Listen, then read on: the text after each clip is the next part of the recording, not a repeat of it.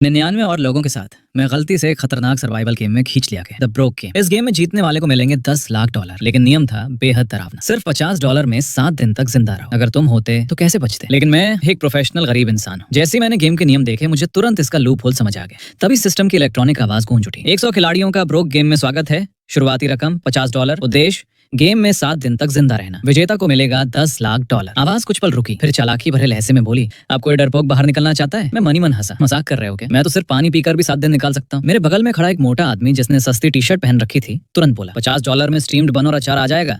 थोड़ा संभल कर खर्च करो तो काम चल जाएगा। छोटा दाव लगाओ, बड़ा जीतोगे। सिर्फ बेवकूफ ही अभी गेम छोड़ेगा। भीड़ में उत्साह की लहर दौड़ गई। सब लोग अंधे लालच में भरे हुए। तभी सिस्टम फिर बोला, बहुत बढ़िया, सभी 100 खिलाड़ी गेम में शामिल हो चुके हैं। अब गेम के नियम लागू होते हैं। कोई भी बाहर नहीं जा सकता। आप सभी का स्वागत है एयरपोर्ट स्मगल में।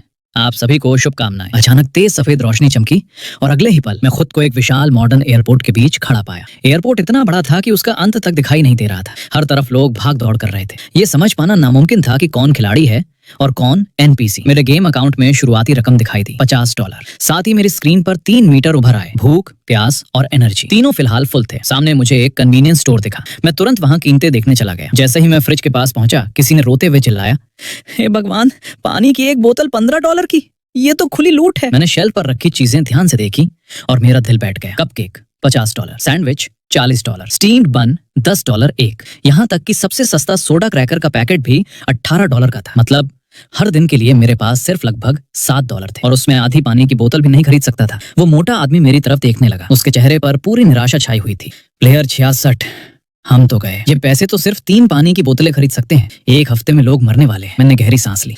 सिस्टम कोई चैरिटी नहीं चला रहा। मुझे पहले से पता था कि ये इतना आसान नहीं होगा। बाकी खिलाड़ी भी दुकान के अंदर घुसने लगे। सबके चेहरे डर और घबराहट से बिगड़ चुके थे। तभी वो मोटा आदमी मुझे एक तरफ खींच कर बोला, प्लेयर 66, मेरा नाम वेड है। प्लेयर 44, चलो टीम बनाते हैं। अगर कोई तुम्हें परेशान करेगा मैं संभाल लूंगा। उसने तुरंत कुछ मार्शल आर्ट्स मूव्स दिखाए। हैरानी की बात थी कि उसके भारी शरीर के बावजूद वो काफी फुर्तीला था। लेकिन जब तक मैं गेम के असली नियम पूरी तरह समझ नहीं लेता, मैं किसी के साथ टीम नहीं बनाना चाहता था। मैंने विनम्रता से मना किया और अकेला ही स्टोर से बाहर निकल गया। सबसे पहली प्राथमिकता मुफ्त पानी ढूंढना। वॉशरूम के बाहर मुझे एक वाटर डिस्पेंसर दिख गया। उसके पास ही 2 खाली प्लास्टिक की बोतलें पड़ी थी। मैंने उन्हें अच्छी तरह धोया, फिर दोनों में पानी भर लिया। पानी का इंतजाम हो गया। खर्च $0। अब बारी थी एनर्जी के सोर्स की।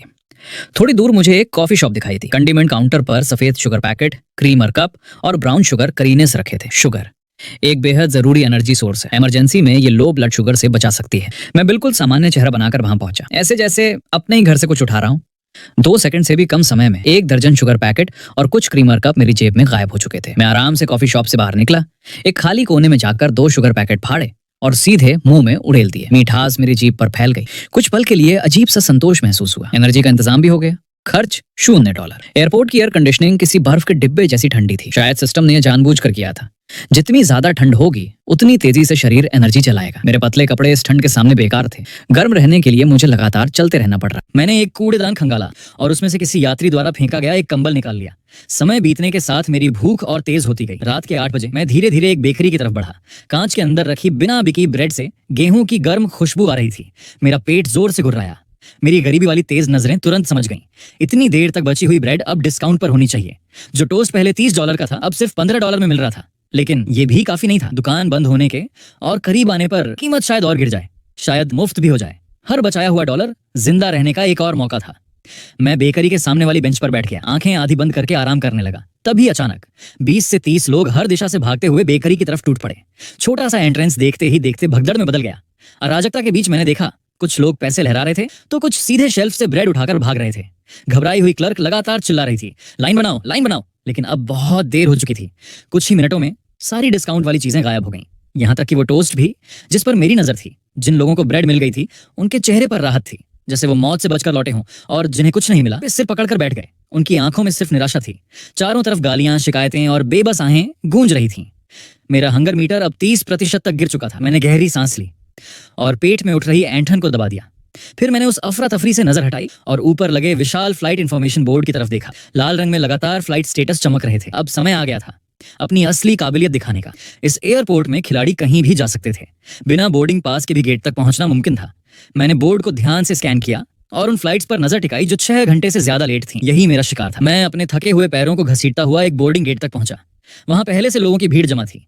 हवा में पसीने, गुस्से और बेचैनी की बदबू फैली हुई थी। गेट 102 8 घंटे लेट था। फंसे हुए यात्री गेट एजेंट को घेर चुके थे।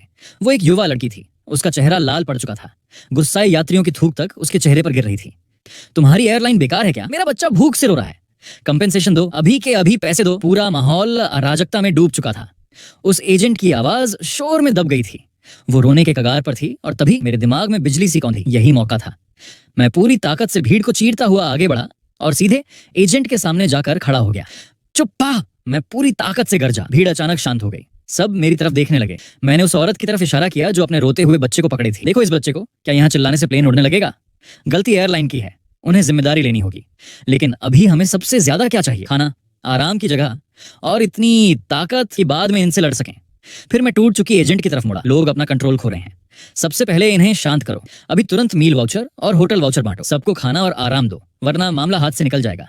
क्या तुम संभाल सकती हो? एजेंट लगभग रोते हुए बोली। मैं बता रही हूँ कि वाउचर मिलेंगे, लेकिन ये लोग सुन नहीं रहे। सबको लाइन में लगकर बोर्डिंग पास दिखाना होगा। ऐसे समय में तुम नियमों की बात कर रही हो? मैंने उसकी बात काट दी। फिर उस माँ की तरफ इशारा किया। देखो वो कितनी थक चुकी है। 8 घंटे से बच्चे को उठाए हुए हैं। अब क्या उसे लाइन में भी खड़ा होना पड़ेगा? मैं उस महिला की तरफ मुड़ा।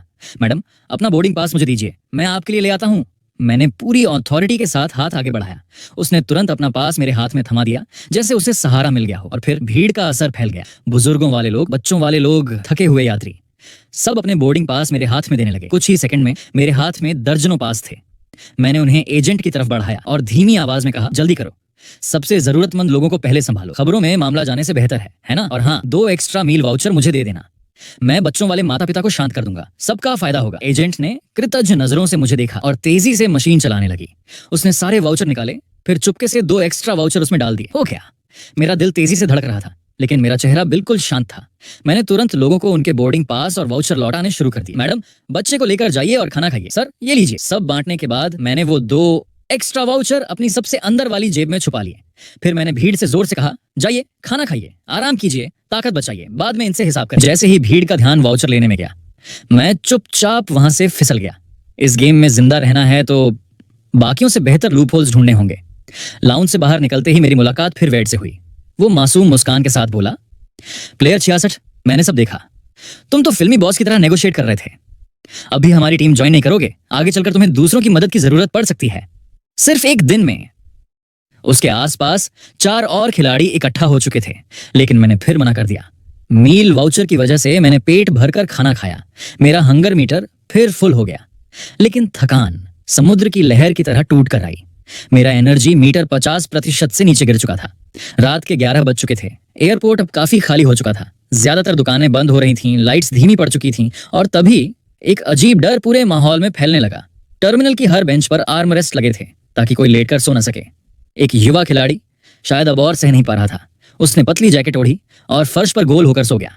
2 मिनट भी नहीं बीते थे कि एक तेज रोशनी सीधे उसके चेहरे पर पड़ी। उठो, यहां लेटना मना है। सिक्योरिटी गार्ड की आवाज भावनाहीन थी। उस खिलाड़ी ने एनपीसी को नजरअंदाज किया और करवट लेकर फिर सो गया। अचानक चारों तरफ से सिक्योरिटी गार्ड दौड़ते हुए आए। उन्होंने बिना कुछ बोले उसे उठाया और एयरपोर्ट के बाहर फेंक दिया। तभी पब्लिक स्क्रीन चमकी। प्लेयर 13 एलिमिनेटेड, कारण गेम जोन छोड़ना, कर्ज $10 लाख। इसी तरह कई और खिलाड़ी अलग अलग जगहों से एलिमिनेट होने लगे। सिस्टम हमारी थकान और ठंड का इस्तेमाल कर रहा था ताकि हमारी आखिरी बची समझ भी खत्म हो जाए।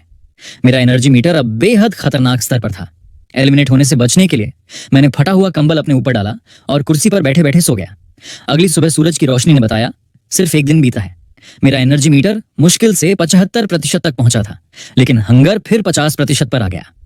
मेरे पास अभी 1 मील वाउचर बचा था, इसलिए ज्यादा चिंता नहीं थी। मैंने ठंडा पानी पिया, 2 शुगर पैकेट खाए और फिर शिकार पर निकल पड़ा। अचानक एक खिलाड़ी एक बच्चे पर झपटा और उसका हॉट डॉग छीन लिया। बच्चा जोर जोर से रोने लगा।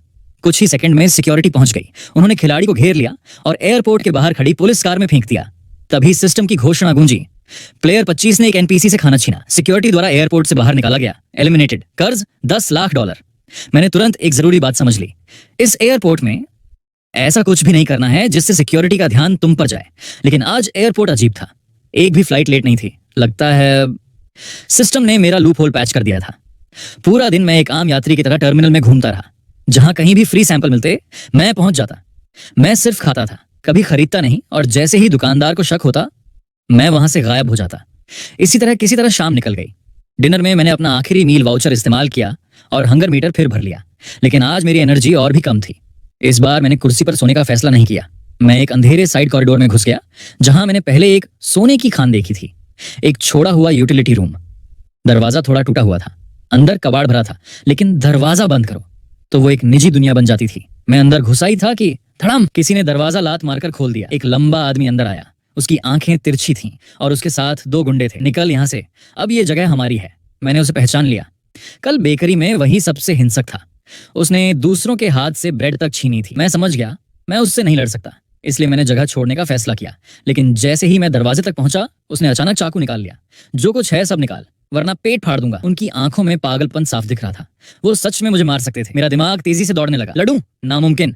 पैसे दे दूं तो एलिमिनेशन तय। मैं क्या करूं? मैंने मुश्किल से निकला, सर बात करके। चुप। हल काटने वाला चाकू मेरे गले के और करीब आ गया। आखिरकार मैंने हार मान ली। मैंने अपने अकाउंट के पूरे $50 उसे ट्रांसफर कर दिए। जब तक मैं जिंदा हूं तब तक उम्मीद बाकी है। उन्होंने पैसे बांटे और मुझे बाहर धक्का देकर दरवाजा बंद कर दिया। अंदर से उनकी हंसी सुनाई दे रही थी। लूटपाट सच में काम करती है। अच्छा हुआ उसने बता दिया कि पैसे लूटने पर एलिमिनेशन नहीं होता। अब पैसे की टेंशन खत्म। मैं चौंक गया। वो कौन था जिसे गेम के नियम इतनी अच्छी तरह पता थे? एनपीसी को लूटना मना था, लेकिन खिलाड़ियों को लूटना, यहां तक कि मारना भी अलाउड था। सिर्फ दूसरे दिन और मैं अपना आखिरी $50 खो चुका था। अब ना पैसे थे ना खाना। क्या मैं बस मौत का इंतजार करूं? तभी पब्लिक स्क्रीन पर एक अनजान मैसेज चमका। लेवल 3 सेक्शन A की बेकरी में आओ, ब्रेड आधी कीमत पर। यूटिलिटी रूम का दरवाजा खुला। वो लंबा आदमी और उसके साथी बाहर निकले। मैं तुरंत छुप गया और चुपचाप उनका पीछा करने लगा। तीनों सीधे कन्वीनियंस स्टोर पहुंचे और चोरी किए सारे पैसे सोडा क्रैकर्स पर उड़ा दिए। पेमेंट कंफर्मेशन की आवाज गूंजी और उसी पल सिस्टम ने घोषणा की, प्लेयर 5, 49 और 61 एलिमिनेटेड। कारण ओवर स्पेंडिंग। कर्ज $10 लाख। लंबा आदमी दर्द से चीखा, लेकिन उसकी आवाज खत्म होने से पहले ही उसका शरीर रोशनी बनकर गायब हो गया। बाकी दोनों भी गायब हो गए। जमीन पर ढेर सारे सोडा क्रैकर्स और ब्रेड गिर गए। मैं तुरंत वहां दौड़ा, अपनी जैकेट उतारी और सारी खाने की चीजें उसमें भर ली। मैं सही था। सिस्टम ने कहा था ओवर स्पेंडिंग पर एलिमिनेशन होगा, लेकिन हर खिलाड़ी के पास सिर्फ $50 थे, तो कोई ओवर स्पेंड कैसे कर सकता था? सिर्फ एक जवाब था, अगर तुम किसी दूसरे खिलाड़ी के पैसे लूटकर $50 से ज्यादा खर्च करते हो तो वो ओवर स्पेंडिंग मानी जाएगी।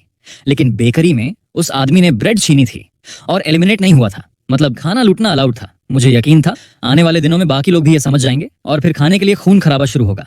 इसलिए मुझे ये खाना छुपाना था। मैंने 5 अलग अलग सुरक्षित जगह ढूंढी और क्रैकर्स को उनमें बांट दिया, हर दिन के लिए एक जगह। अब मैं बाकी 5 दिन आसानी से निकाल सकता था, लेकिन तब तक मेरी एनर्जी फिर बेहद नीचे जा चुकी थी और मैं फिर एक टर्मिनल चेयर पर बैठे बैठे सो गया। गेम का तीसरा दिन शुरू हुआ, तभी पास से एक दर्दनाक खांसी की आवाज गूंजी।